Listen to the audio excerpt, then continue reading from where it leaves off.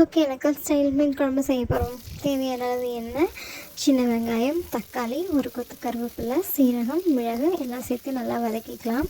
நல்லா வதங்கினதுக்கப்புறம் அடுப்பை ஆஃப் பண்ணிவிட்டு புளி, குழம்பு மிளகாய்த்தூள், தனி மிளகாய்த்தூள், மல்லித்தூள், கறி மசாலா, சாம்பார் தூள், மஞ்சத்தூள் எல்லாமே சேர்த்துட்டு நல்லா வதக்கிக்கலாம். வதக்கி ஆற வச்சதுக்கப்புறம் மிக்ஸி ஜாரில் போட்டு நல்லா அரைச்சிக்கலாம். இருக்கட்டும்.